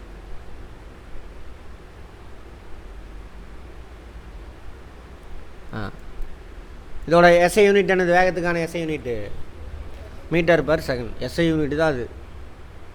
புரிஞ்சதா? தெளிவாக பேசுங்க தயவு செஞ்சு, அடுத்த கொஸ்டினே வரக்கூடாது. ஆமாம். அதேமாதிரி திசை வேகத்தையும் சொல்லிட்டேன் நேற்று, ரெண்டையும் கம்பேர் பண்ணி பார்த்துக்க. அதுக்கான எஸ்ஐ யூனிட் என்ன, அதுக்கு அதே தான், மீட்டர் பர் செகண்ட் தான். சரியா? ரெண்டுமே லென்த்தோட வேறு வேறு டைமென்ஷன். கரெக்டாக? ஆனால் லென்த்து தான் ரெண்டுமே, ஆனால் வேறு வேறு டைமென்ஷன். இதில் என்ன எது வரும், வேகம் திசை வேகம். எது சாரி தொலைவு டிஸ்பிளேஸ்மெண்ட் இடப்பெயர்ச்சி, ரெண்டும் நீளத்தினுடைய வேறு வேறு நீளம்தான். இதிலேருந்து வர்றது தான் என்னது, எவ்வளோ நேரத்தில் ட்ராவல் பண்ணாங்க அப்படின்னு இடப்பெயர்ச்சியிலேருந்து காலத்தால் டிவைட் பண்ணிங்கன்னா என்ன கிடைக்கும், திசை வேகம் கிடைக்கும், வெலாசிட்டி. சரியா? தொலைவிலேருந்து எவ்வளோ காலம் எடுத்துக்கிட்டான்னு போட்டால் ஆகும், வேகம் கிடைக்கும். இது வேறு நம்ம காமன் டே டு டே லைஃப்பில் யூஸ் பண்ணுறது வேகம். ஃபிசிக்ஸில் எதை யூஸ் பண்ணுவான், திசை வேகம். ஓகேவா? ரெண்டோட வேலையும் ஒரே மாதிரி வருமா எப்பயுமே? நேற்று வரலையா? அப்போ பேசாதீங்க, எனக்கு பிபி ஏறுது. தப்பாக சொல்லாதீங்க. நேற்று வரல தானே? ஆன்லைனில் அட்டன் பண்ணி எப்படி ரெண்டும் ஒரே மாதிரி வேல்யூவாக வரும் எப்பயும்? இல்லைன்னா ஓகே, ஆனால் எப்போயாவது ஒரே மாதிரி வருமா? எப்போயாவது ஒரே மாதிரி ரெண்டோட வேல்யூவும்?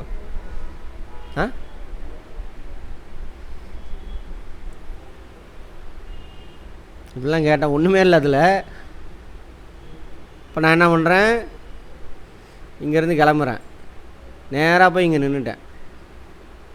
வேகம் திசை வேகம் ரெண்டுமே எப்படி தான் இருக்கும், ஒன்று தான். இதானே ஷார்ட்டஸ்ட் டிஸ்டன்ஸு.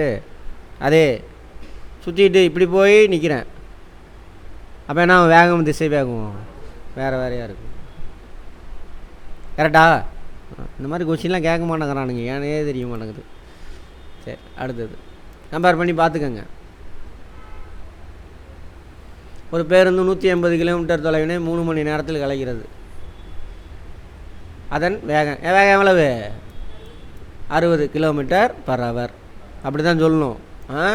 வெறும் 60 அப்படின்னா என்ன, 60னா என்னது, 60 கிலோவா, 60 கிலோகிராமா, 60,000 கிலோவா, எதை சொல்கிறீங்க? 60 லிட்டரா? மொட்டையாக சொல்லாதீங்க. 60 கிலோமீட்டர் நடந்தானா அது வேகம் கிடையாது. மாறுங்க, தயவு செஞ்சு மாறுங்க, கரெக்டாக யூஸ் பண்ணுங்கள் வார்த்தையெல்லாம். ஆனால் அடுத்தவனை போய் திருத்திக்கிட்டு இருக்காதீங்க. நீங்கள் சொல்லுங்கள், அவன்மா போடான்ட்டு போயிருங்க, அவ்வளோதான். அவனெலாம் திருத்த முடியாது உங்களாலாம். சரியா? கற்றுக்க தான் வந்திருக்கீங்க, உங்களையே என்னால் மாற்ற முடியல, அவனை போய் நீங்கள் எப்படி மாற்ற முடியும்? சரியா? ஆமாம். ஒரு வாகனம் 150 மீட்டர் தொலைவினை 10 வினாடிகள் கடந்தால் அதன் வேகம் எவ்வளவு? 15 மீட்டர்/s. பார்த்தோன்னே தெரியுதா? அவ்வளோதாங்க, ஃபார்முலாலாம் கிடையாது. அடுத்தது, பிரியா தனது மிதிவண்டி 2 மணி நேரத்தில் 40 கிலோமீட்டர் தூரம் பயணம் செய்தால் வேகம் எவ்வளவு? 20 km/h. அவ்வளோதான் நமது வேகம். அது எதை சொல்கிறானுங்க அதை பார்த்துக்கோங்க. என்ன சொல்கிறானுங்க, இதுக்கு இவ்வளவு? சரி, ஒருத்தனும் போட்டிருக்காங்க அது குழந்தைங்களுக்கு, நீங்கள் வேணால் சால்வ் பண்ணி பார்த்துக்கோங்க. இதுதான் முன்னாடியே கொடுத்துட்டான்ல, திரும்ப எது கொடுக்குறாங்க? உசேன் போல்ட்டு 100 மீட்டர் தூரத்தினை 100 மீட்ரு வெறும் 9.5 செகண்டில் கிடக்குறான். 5-8 10 செகண்டே வச்சுக்கோங்க. அப்போ ஒரு செகண்டில் எவ்வளோ தூரம் ஓடுறான்? 10 மீட்ரு ஒரு செகண்டில் ஓட முடியும். இப்படிங்கிறத 10 மீட்ரு. அப்பா,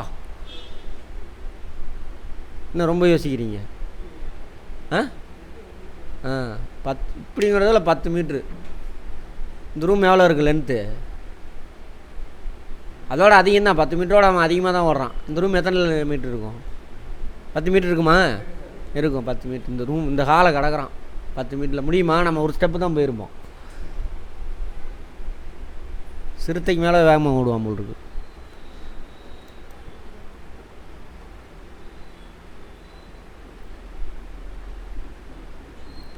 ஒரு கப்பல் 50 கிலோமீட்டர் வேகத்தில் 5 மணி நேரம் பயணம் செய்தது எனில் அக்கப்பல் கடந்த தொலைவு.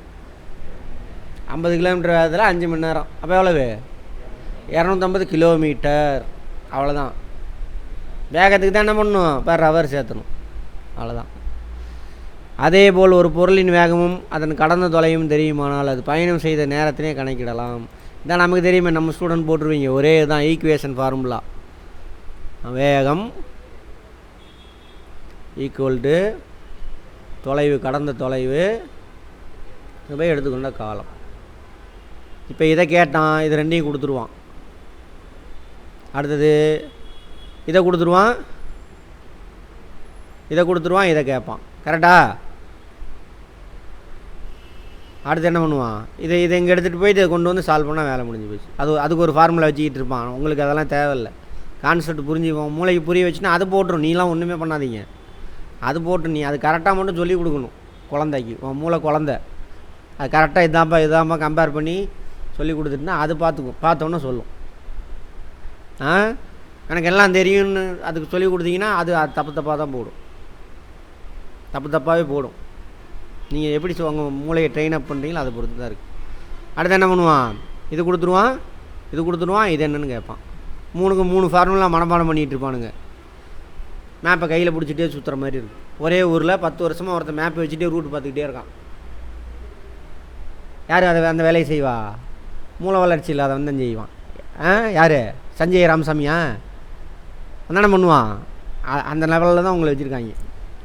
நம்ம இந்தியர்களை உருவாக்கி வச்சுருக்காங்க. மாறுங்க தயவு செஞ்சு. நம்ம தானே ஃபார்முலா தானே வச்சுக்கிட்டு இருக்கிறோம். எதை கேட்டால் தேடுவோம். ஃபார்முலாவா சார்? நான் ஸ்கூலில் படித்தது சார், எனக்கு மறந்து போச்சு சார். அப்படி தானே இருக்கும். மாறுங்க தயவு செஞ்சு மாறுங்க. அடுத்தது என்ன கேள்வி? ஒரு பேருந்து 50 கிலோமீட்டர் வேகத்தில் பயணம் செய்கிறது 300 கிலோமீட்டர் தொலைவினை கடந்தால் 50 300 எவ்வளோ நேரம் கடந்துருக்கும்? 5000 30 6 மணி நேரம். அவ்வளோதான். பார்த்தோன்னே தெரியுது. ஃபார்முலாலாம் தேவையில்லை. இங்கே பாருங்க, அதுக்கு ஒரு ஃபார்முலா, இதுக்கு ஒரு ஃபார்முலா, இதெல்லாம் மனப்பாடம் பண்ணிகிட்டு இருப்பாங்க. தேவையே இல்லை. ஃபார்முலா வேணாலும் அங்கே இருக்குது, அதை சப்ஸ்டியூட் பண்ணி சால்வ் பண்ணால் முடிஞ்சு போச்சு. 3 ஃபார்முலா உட்காந்து மனப்பாடம் பண்ணுவான். இது மாதிரி எத்தனை ஃபார்முலா மனப்பாடம் பண்ணுறது? 4 வேரியபிள் இருந்தாக்கா 4 ஃபார்முலா, 5 வேரியபிள் இருந்துச்சுங்க 5 ஃபார்முலா தேவை. அப்போ எத்தனை? 3 ப்ராப்ளம் தான். கான்செப்டை புரிஞ்சுன்னா 3 ஃபார்முலா தெரிஞ்சால் போதும். ஃபார்முலா கூட தேவையில்லை, மூளைக்கு பிடிச்சி டக்குன்னு பார்த்தோன்னு சொல்லிடும். அதை நீ ஃபார்முலா மனப்பாடம் பண்ணினா 3 வேரியபிள்னால் 3 ஃபார்முலா, 4 வேரியபிள்னால் 4 ஃபார்முலா, 4 3 7, 5 வேரியபிள்னால் 5 ஃபார்முலா, 12 ஃபார்முலா மனப்பாடம் பண்ணணும். அதில் வேறு 3 இருக்கா? 3லேயுமே வேகம் இருக்குது, கடந்த தொலைவு இருக்குது, காலம் இருக்குது. மாற்றி போட்டுருவோம். அங்கே தப்பு நடக்கும் புரியாமல் இருந்தோம்னா. இதெல்லாம் நடக்கும். 12 ஃபார்முலா பெஸ்ட்டா இல்லை 3 ஃபார்முலா 3 கான்செப்டை புரிஞ்சுக்கிட்டீங்கன்னா அது பெஸ்ட்டா? கான்செப்ட் புரிஞ்சுக்கிட்டு கொஷின் அதேமாரி புரிஞ்சுக்கணும். என்ன கேட்குறான், இதுதான் கேட்குறான். அப்போ இது நான் சீக்கிரம் சொல்லணும், அவசரமாக போட்டுனா தப்பாக போட்டுருவீங்க. எழுதி வச்சுக்கோங்க. 10 கிலோமீட்டர் தொலைவினை 2 மணி நேரத்துக்கு இருந்தாலும் உங்களுடைய வேகம் எவ்வளவு? வேகம் கேட்டான், மணிக்குன்னு போட்டான். அதனால் நீங்கள் பின்னாடி மணி சொல்ல வேணாம். வேகம் மணிக்கு எவ்வளவு? என்னது? எப்படிங்க 25 சொன்னீங்க? 10 கிலோமீட்டர் தாங்க மொத்தமே கடந்திருக்கீங்க. எங்கே 25க்கு போனீங்க? 5 மணிக்கு 5 கிலோமீட்டர். அப்போ சொல்ல தேவையில்லை. மணிக்குன்னு அங்கேயே முன்னாடியே போட்டான். மணி பர் ஹவர் அவனே சொல்லிட்டான். நீங்கள் 15 கிலோமீட்டர் தொலைவினை அரை மணி நேரத்தில் 15 கிலோமீட்டர் தொலைவினை அரை மணி நேரத்தில் கடக்க முடியுமானால் உங்கள் 1 மணி நேரத்தில் எவ்வளவு தொலைவு கடக்க முடியும்? எவ்வளவு? 30 கிலோமீட்டர் கிடக்கும். உங்களோட வேகம் எவ்வளவு? மணிக்கு வேகம் எவ்வளவு? சத்தமாக சொல்லுங்கள். 30 கிலோமீட்டர் பர் ஹவர். அவ்வளோதான். நீங்கள் மணிக்கு 20 கிலோமீட்டர் வேகத்தில் 2 மணி நேரம் ஓடினால் கடந்த தொலைவு சொல்லிட்டீங்க. அப்புறம் யோசிக்கிறீங்க, வந்துருச்சா டக்குன்னு? அப்போ இருந்தாலும் ஐயோ தப்பாயிருமோ யோசிக்கிறீங்க. அடுத்த செகண்டே கேள்வி புரிஞ்சு, அடுத்த செகண்டே கேள்வி புரிஞ்சால் சரியான பதில் வரும். புரியல, கேள்வி நீ என்னென்னு கேட்குறான்னு புரியாமல் இருந்தால் தப்பான பதில் தான் வரும். சரியா? ஆமாம். Presence of mind 40 kilometre. தப்பாக புரிஞ்சுன்னா தப்பாக தான் வரும். தரைவாழ் விலங்குகளில் சிறுத்தையானது அடியாப்பா 112 km/h வேகத்தில் ஓடும். ஆனால் கொஞ்சம் தூரம் தான் ஓடும், ரொம்ப நேரம்லாம் ஓட முடியாது. கொஞ்சம் நேரம் தான் ஓட முடியாது அதில். அதே மான் இது வேட்டையாடுதில்ல, அதெல்லாம் இதோட வேகத்தோடு அதோட வேகம் கம்மி. ஆனால் அதோட வேகத்தில் இதோட அதிக நேரம் வேகமாக ஓடும். அதனால தான் தப்பிக்குது மானெலாம். அதனால தான் சிறுத்தை என்ன பண்ணும், தூரமாக இருந்தே விரட்டிட்டு வராது மானை. நான் சொன்னது இந்த பாயிண்ட்டு நிறுத்தி இன்னொரு தடவை போட்டு பாருங்க, கேட்டு பாருங்க. பக்கத்தில் போய் தான் வேட்டையாடும், பதுங்கி பக்கத்தில் போயிடும். அங்கேருந்து வேகமாக விரட்டிட்டு வருதுன்னு வச்சுக்கோங்க, அங்கேருந்து இது பக்கத்தில் வந்தோன்னா அதுக்கு மேலே அதால் ஓட முடியாது, நின்றுடும். எல்லாம் பிளட் வெசல்லாம் வெடித்து செத்து போயிடும் அதுக்கு மேலே ஓடிச்சு அப்படின்னா. இது சைன்னு கிளம்பிடும், பக்கத்தில் பதுங்கி வந்து அட்டாக் பண்ணும். ரைட். அடுத்தது சீரான இயக்கம் மற்றும் சீரற்ற இயக்கம். சீரான இயக்கம் என்னடா 6வதுலேயே இதெல்லாம் கொண்டு வந்துட்டீங்களா?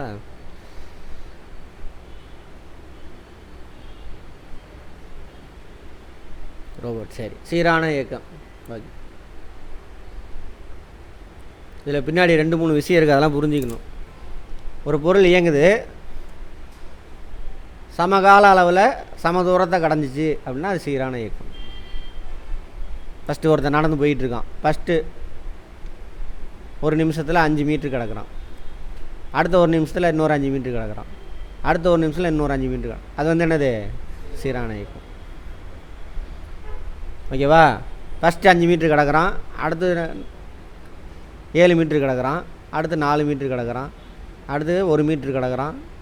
இது பேர் என்னது? சீரற்ற இயக்கம். அவ்வளோதான். சரியா? ரைட்.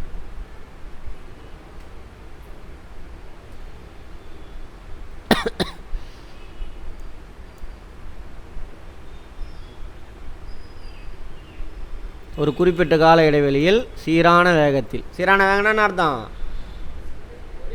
5 மீட்டர்/செகண்டில் தான் கடந்துக்கிட்டே இருக்கான். ஃபஸ்ட் ஆள் 5 மீட்டர்/செகண்ட், 5 மீட்டர்/செகண்ட், 5 மீட்டர்/செகண்ட். சீரான வேகம். ரெண்டாவது இது என்ன சொன்னேன், 5 மீட்டர் கடந்தான், அடுத்த செகண்ட் 7 மீட்டர் கடந்தான். அப்போ என்ன, அது வேகம் மாறுதா? அதான் நாம் சீரான இயக்கம் என்றும் மாறுபட்ட வேகத்தில் இயங்கும் பொருளின் இயக்கத்தினை சீரற்ற இயக்கம். அடுத்து கூட்டு இயக்கம். சொன்னால சக்கரம், வண்டி, மிதி வண்டி இருக்குல்ல, வண்டி என்ன இயக்கத்தில் இருக்கும்? நேர்கோட்டு இயக்கத்தில் இருக்கும். சக்கரம் வட்ட இயக்கம், உராய்வு இயக்கமா? அப்படி எங்கே பார்த்தோம் உராய்வு இயக்கம்னு? விசையாக கேட்டேன் நான், இயக்கத்தை பற்றி பேசிகிட்டு விசைக்கு எதுக்கு போகிறீங்க? வட்ட இயக்கம். சக்கரம் என்ன பண்ணும், அதோட மையப்புள்ளி அச்சு இருக்குல்ல நடுவில், அதை வச்சு சுற்றிக்கிட்டு இருக்கும். வட்ட இயக்கம். வட்ட இயக்கம்னு சொல்லாமல் எப்படி சொல்லலாம்? தற்சுழற்சி. அப்படி சொல்லலாம், தற்சுழற்சி. 2 இயக்கம் இருக்குது அந்த வண்டியில். அதேமாதிரி பெடல், அங்கே ஒரு இயக்கம் இருக்குது, அது வட்ட இயக்கம். பெடல் வட்ட இயக்கம். அடுத்தது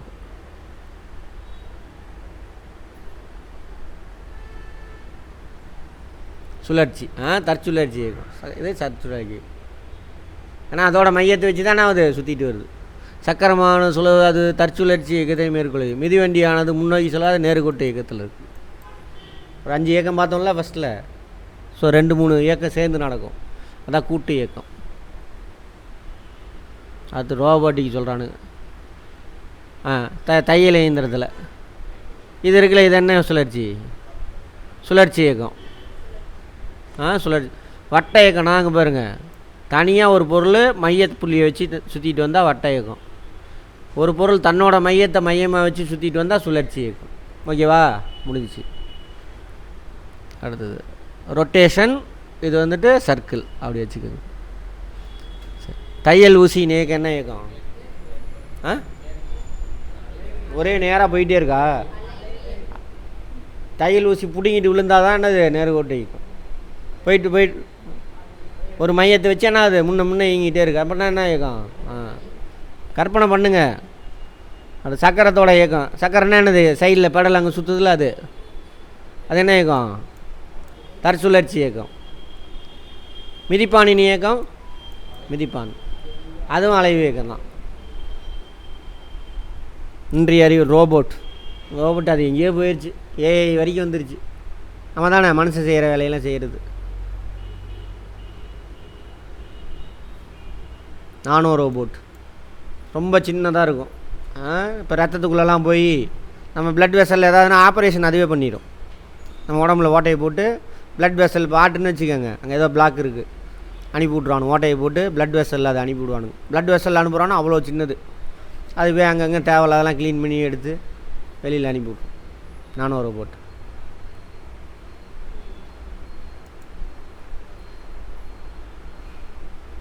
வேகத்தின் அலகு மீட்டர் பர் செகண்ட். மீட்டர் எதுக்கு? நீளத்துக்கு. வினாடிக்கு காலத்துக்கு. கிலோகிராம் நிறை. மறக்குமா? இன்னொரு தடவை ஒழுங்காக போய் பார்த்துக்கோங்க. டவுட் இருக்கிறது வீடியோ எடுத்து பார்த்துருங்க. மறக்கவே கூடாது. சாவர வரைக்கும் மறக்கக்கூடாது. லைஃப்பில் யூஸ் பண்ணணும். இது எல்லாத்தையும் லைஃப்பில் அப்ளை பண்ணணும். அப்போ நிற்க மறக்கவே மறக்காது. மனிதனாக மாறிடலாம் அப்போ. சரியா? என்ன சார் இந்தியன்னா வேணான்னு இந்தியன்றீங்க, மனிதன்றீங்க, என்ன தருது? இந்தியனா சின்ன வட்டத்துக்குள்ளே இருக்கீங்கன்னு அர்த்தம். மனிதன்னா என்ன அர்த்தம்? இந்த பூமியில் நம்மளும் ஒரு ஜந்து அப்படின்னு அர்த்தம். இந்தியா பெருசா பூமி பெருசா? பரந்த மனப்பான்மை. யாதும் ஊரே யாவரும். அது வேறு மாதிரி போயிடும். சரியா? மனிதன் பார்த்தோன்னா நம்மளும் மனுஷன், அவனும் மனுஷன் பார்ப்போம். இந்தியன் பார்த்தீங்கன்னா அவள் பொம்பளை, நான் ஆம்பளை, பொம்பளை எனக்கு கீழே தான் இருக்கா. அப்படி தானே வீட்டில் பொம்பளை பிள்ளை அடங்க கொடுக்க மாதிரி வீட்லேயே சொல்லி தான் வளர்க்குறாங்க. நம்ம தானே ஆம்பளைக்கு அடிமையாக புருஷன் சொல்லாமல் எதுவுமே நீ செய்யக்கூடாது, அவர் என்ன வேணாலும் பண்ணுவார் உனக்கிட்ட சொல்லாமல். அப்படி தான் பழக்கிறாங்க, அடிமையாகவே வளர்க்குறாங்க என்ன. சரியா? இந்தியன் வந்துச்சுன்னா இந்த எண்ணம்லாம் வந்துடும். அப்புறம் என்ன ஆகும்? வீட்டை விட்டு வீட்டுக்குள்ளே இருந்துச்சுன்னா ஆம்பளை பொம்பளை, நான் ஆம்பளை உயர்ந்தேன். வெளியில் வந்தாச்சுன்னா என்ன அர்த்தம்? ஆம்பளைங்க தான் வெளியில் வருவானுங்க. என்ன ஜாதிப்பா நீ? வருதா? என்ன ஜாதி? அப்புறம் போவான், ஜாதிக்கு விட்டு வெளியில் போயிட்ட. அப்புறம் என்ன கேட்பான்? எந்த மதம் அப்படின்னு கேட்பான். இப்படி வேறுபாடோட ஒரு அழுக்கு மூட்டை தான் இந்தியன் அப்படிங்கிறது. மனுஷனா அதிலேருந்து வெளியில் வந்துடுவோம். சரியா? அழுக்கு மூட்டை இருக்குல்ல அவனுங்க நல்ல அறிவு இல்லை, டுபாகூர் அறிவு. அதான் புத்தர் இதெல்லாம் அறிவு தான். ஆண் உயர்ந்தவள், பெண் அவனுக்கு அடிமையாக இருக்கணுங்கிறது அறிவு. ஆனால் நல்ல அறிவு அது. இயற்கையோடு ஒப்பிட்டு பாருங்கள். ஜாதி, இவன் இந்த தொழில் தான் செய்யணும், அதை விட்டு வெளியில் வரக்கூடாது. அதோட அவனுக்கு திறமை அதிகமாக இருந்தாலும் அந்த தொழிலை விட்டு வரக்கூடாது, வந்தாக்கா பாவம் அப்படின்னு சனாதனம் சொல்லுது. அதெல்லாம் அறிவு தானே? நல்ல அறிவானா அது? நல்ல அறிவா? இந்த அழுக்கு முட்டையெல்லாம் வச்சுக்கிட்டு சுற்றுறதுனால தான் பார்த்தோம் ஜாகிரஃபியில் எல்லாம் மனசுலேயே புதைச்சிட்றானுங்க சின்ன வயசுலேருந்து. ஏதாவது நடந்துச்சுன்னா போன ஜென்மத்தில் செஞ்ச பாவம், விதி, தலையெழுத்து, இதெல்லாம் அழுக்கு மூட்டை. அந்த அழுக்கு மூட்டை அங்கே போனோம்னா அது சரியாக போயிடும். அங்கே போய் ஏமாறுவோம். இந்த அழுக்கு மூட்டை வச்சுக்கிட்டு சுற்றுறவன் தான் யார்? டுபாகூர் அறிவு, இந்தியன். இதெல்லாம் புரிஞ்சுட்டே வந்தோம்னா என்ன ஆயிரும்? அதுலேருந்து வெளியில் போயிடும். வேறு லெவலில் யோசிப்போம். அதெல்லாம் புத்தகத்தில் தான் இருக்குது. நான் எதுவும் வெளியிலலாம் சொல்லலை. அடுத்தது கீழ்கண்டவற்றுள் எது அலையுறி இயக்கம்? பூமி தன் அச்சை பற்றி சுழல்தல். அச்சை பற்றி சுழல்தல் என்னது? சுழற்சி. நிலவு பூமியை சுற்றி வருதல் வட்ட இயக்கம். அதிர்வுறும் கம்பியின் கம்பி அதிர்வுனா பார்த்தோம் முன்னாடி பின்னாடி ஒரு மைய புள்ளியை வச்சு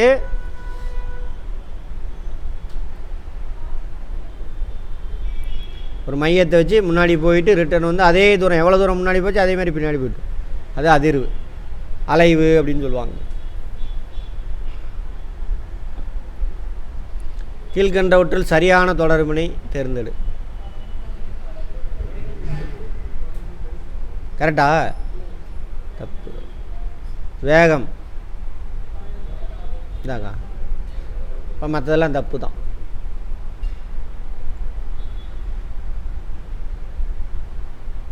கீதா தன் தன்மையுடன் ஒரு வண்டியில் அவளுடைய வீட்டிலிருந்து 40 கிலோமீட்டர் தொலைவில் அவளது மாமா வீட்டிற்கு செல்கிறார். அங்கு செல்வதற்கு 40 நிமிடம் எடுத்துக்கொண்டாள். 40 கிலோமீட்டர் இருக்காமா. அவளோட வேகம் என்ன? அங்கே கொடுத்த ஆன்சரை வச்சுப்போங்க. கீதாவின் வேகம் 1 கிலோமீட்டர் நிமிடம். ஒரு நிமிஷத்துக்கு 1 கிலோமீட்டர். கரெக்டா? கரெக்டு தானே? 40 கிலோமீட்டர் போக 40 நிமிஷம் ஆயிருக்கு. ஓகே. கீதாவின் வேகம் 1 கிலோமீட்டர் மணியா? எங்கள் ஒரு நிமிடம் தான் கொடுத்துருக்கான். அப்போது ஒன்று மட்டும் கரெக்ட். கரெக்டா?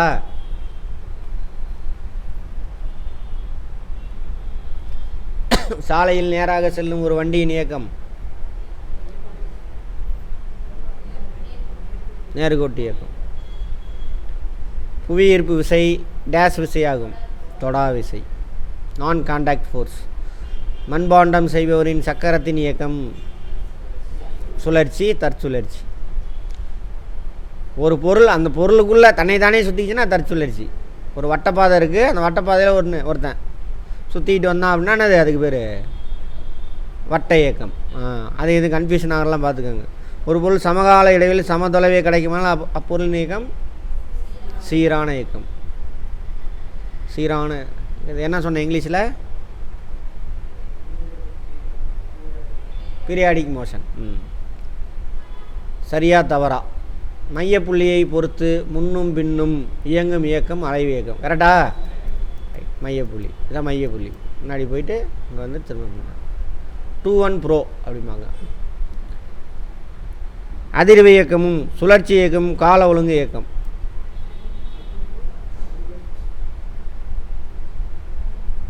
அதிர்வு இயக்கலாம் கட்டாயம் கால ஒழுங்கு இயக்கம். சுழற்சி இயக்கம் அப்படி தான் இருக்கணும்னு அவசியம் இல்லை, மாறும். மாறுபட்ட வேகத்துடன் இயங்கும் வாகனங்கள் சீரான இயக்கத்தில் உள்ளன. தப்பு. வருங்காலத்தில் மனிதர்களுக்கு பதிலாக ரோபோட்டுகள் செயல்படும். அதெல்லாம் தாண்டி ஏஐ வரைக்கும் போயிட்டுருக்குறோம். இவனுங்க இப்போ தான் பாடத்தில் வச்சுருக்கிறானுங்க. பந்தை உதைத்தல் தொடு விசை, ஓகே. இலை கீழே விழுதல் தொடா விசை. எதனால் விழுகிறது? புவியீர்ப்பு விசைனால். தொலைவு மீட்டர், வேகம் அதான் தெளிவு வேணும். தொலைவு மீட்டர், வேகம் செகண்டு, காலன்றீங்க சரியா? செகண்டு. வேகத்துக்கு செகண்டா? வேகத்துக்கு என்னது? Metre per second. வேகம் தானே கேட்குறான். இதுதான் ரீசனிங். அங்கே இந்த பக்கம் என்ன ரிலேஷனோ அதே ரிலேஷனில் பிடிச்சி போடணும். அடுத்தது சுழற்சி இயக்கம், பம்பரம் சுற்றுதல், தற்சுழற்சி இயக்கம். அலைவு இயக்கம் தனி ஊசல் அல்லது தூரியில் ஆடுறது, அதெல்லாம். Very good. இதை சொல்லுங்கள் பார்ப்போம்.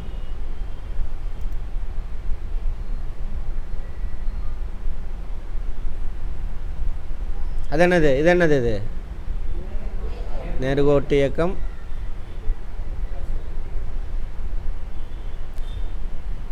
பம்பரம் சுழற்சி இயக்கம். சுழற்சி தற்சுழற்சி ஏதோ ஒன்று. அலைவு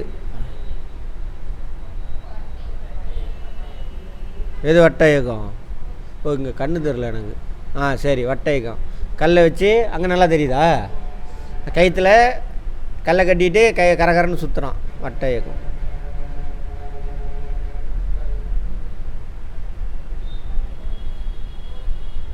அடுத்தது நேர்கோட்டு இயக்கம் சுழற்சி. எது சுழலுது? சக்கரம். அவ்வளோதான்.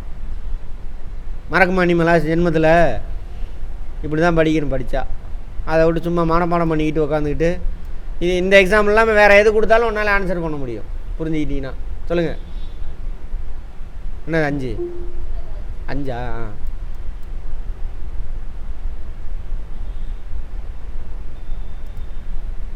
கிளாஸ் முடிகிற நேரத்தில் யாராவது வந்திருக்கிறாங்க? சித்தேஸ்வரன்.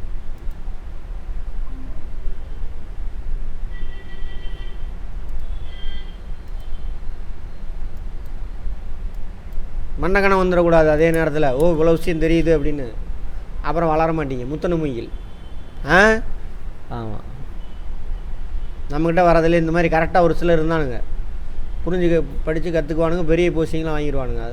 அதுக்கு மேலே என்ன போயிருக்கலாம். மண்டக்கணம் வந்ததுனால சின்ன லெவல்லே உக்காந்துட்டானுங்க. அதனால் பாருங்கள். தொலைவு சீரான, இதை படிங்க பார்ப்போம். சீரான திசை வேகத்தில் காட்டினுள் செல்லும் ஒரு யானை கடக்கும் தொலைவு காலத்துடன் கொடுக்கப்பட்டுள்ளது. சீரான வேகத்தில் அடிப்படையில் கீழ்கண்ட அட்டவணை நடப்பிக்கும். காலம் 2 செகண்டில் 4 மீட்டர் கடந்துருச்சு. 4 செகண்டில் எத்தனை மீட்டர் கலந்துருக்கும்? 12 செகண்ட் கிடக்கணும்னா 6 செகண்டு. 8 செகண்டில் எவ்வளோ கலந்துருக்கும்? 16. ரொம்ப சித்திரமா இதை கேட்டானாவே நம்மளாலும் ஆன்சர் போட முடியாது. மனப்பாடம் பண்ணிட்டு உட்காந்து போனாதான். அதை வேறு மாதிரி மாற்றி கேட்டுருந்தோம். யார்? நம்ம மற்றவங்க கேட்டால் இது மாதிரிலாம் கேட்க மாட்டாங்கன்றவானுங்க. ஓரிரு வார்த்தையில் நீ விடை தருக. தொடுதல் நிகழ்வின்றி ஒரு பொருள் மீது செயல்படும் விசை. தொடா விசை. நான் கான்டாக்ட் ஃபோர்ஸ். காலத்தை பொறுத்து ஒரு பொருளின் நிலை மாறுபடுவது.